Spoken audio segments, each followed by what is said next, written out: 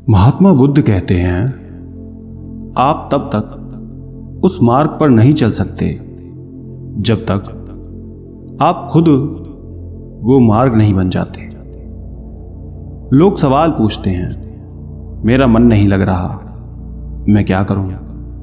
मैं मन को शांत करना चाहता हूं, एकांत करना चाहता हूं, मन को साधना चाहता हूं, हर तरह के फालतू के विचारों से मुक्ति पाना चाहता हूं, पर मेरा मन कहीं लगता ही नहीं, वो हमेशा भटकता रहता है।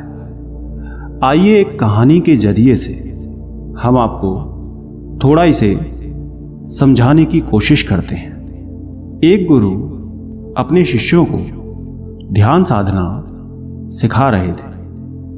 तभी एक शिष्य बोला, हे गुरुवर, मैं कुछ समझ नहीं पा रहा, क्या मैं आपसे कुछ पूछ सकता हूं?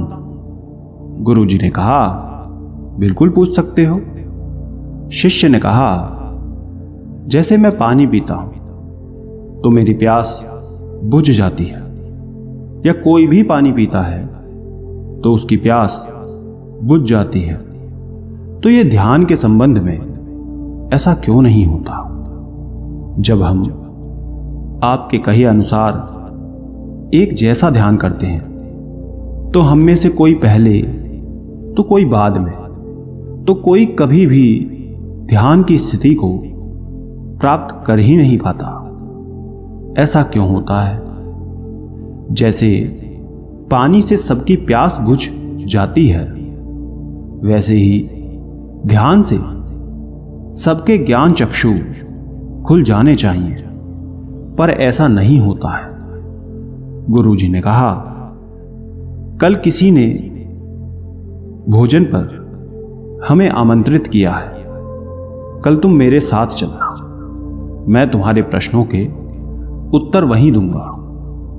अगले दिन दोनों गुरु शिष्य भोजन के लिए एक धनी व्यक्ति के घर पहुंचे।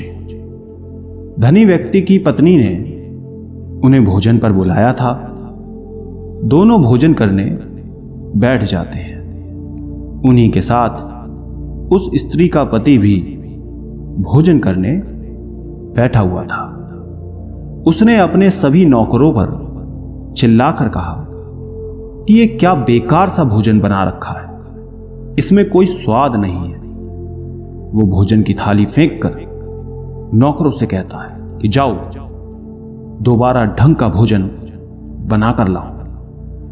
धनी व्यक्ति की पत्नी ने उन दोनों गुरु शिष्य से क्षमा मांगकर उन्हें भोजन परोसने लगी।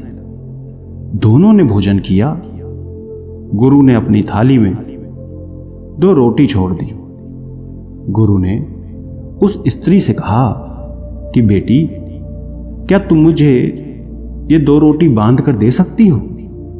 स्त्री ने उन रोटियों को बांधकर दे दिया। उसके बाद दोनों वहां से निकल गए। रास्ते में गुरुजी ने शिष्य से पूछा कि तुम्हें भोजन कैसा लगा? शिष्य ने कहा, भोजन तो अति स्वादिष्ट था, मुझे पसंद आया, मुझे भोजन करके बहुत अच्छा लगा। गुरु ने कहा, इससे अधिक तुम्हें और कुछ नहीं लगा? शिष्य ने कहा, इससे अच्छा और क्या लग सकता है गुरुदेव? मेरी भूख मिट गई, मेरा पेट भर गया।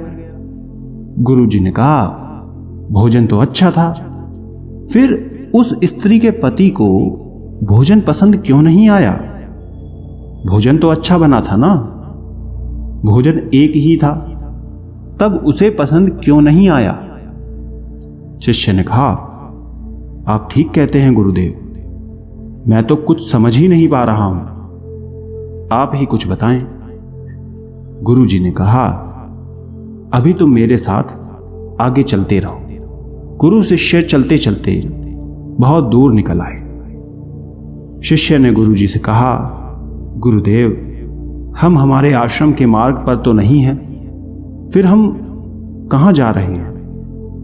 गुरु ने कहा, बस चलते रहो, बहुत दूर चलने के बाद एक फटेहाल व्यक्ति गुरुजी के सामने आ गया और उनके चरणों में गिर गया और बोला, हे परमात्मा, मेरी मदद करो।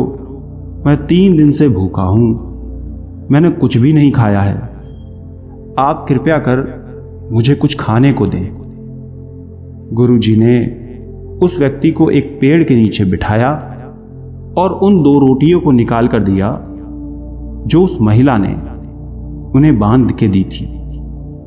रोटियों को देखते ही उस गरीब व्यक्ति की आंखों में चमक आ गई। उसने तुरंत उन 2 रोटियों को लेकर खा लिया। खाते समय उस व्यक्ति की आंखों से आंसू निकल रहे थे। वो रो रहा था और खाता जा रहा था और हाथ से इशारे कर रहा था, जैसे वो किसी अदृश्य शक्ति को कह रहा हो कि तेरा धन्यवाद इस रोटी के लिए। खाने के बाद उसने गुरुजी को प्रणाम किया और धन्यवाद कहा। गुरुजी ने उस व्यक्ति से पूछा कि भोजन का स्वाद कैसा था। उसने कहा, स्वाद तो कहीं था ही नहीं, केवल जीवन था परमात्मा और ईश्वर था। ये रोटियां नहीं थी, ये तो साक्षात जीवन था। ये कहकर वो व्यक्ति वहां से चला गया। गुरु ने शिष्य से कहा, देखो, भोजन वही था, लेकिन एक व्यक्ति को उसमें स्वाद नहीं आता। तुम्हें उसमें स्वाद आया, तुम्हें भोजन पसंद आता है, लेकिन वहीं एक व्यक्ति को इस भोजन में स्वाद नहीं आता, बल्कि वो इसमें ईश्वर, परमेश्वर और जीवन को देख लेता है। इसी से पता चलता है कि व्यक्ति और भोजन की तृप्ति में भी अंतर है। पहले व्यक्ति की इसमें कोई तृप्ति नहीं होती, तुम्हें थोड़ी तृप्ति होती है, और इस व्यक्ति को अनंत तृप्ति होती है। ऐसा ही ध्यान के संबंध में होता है। जिसको जितनी ज्यादा प्यास होती है वो उतनी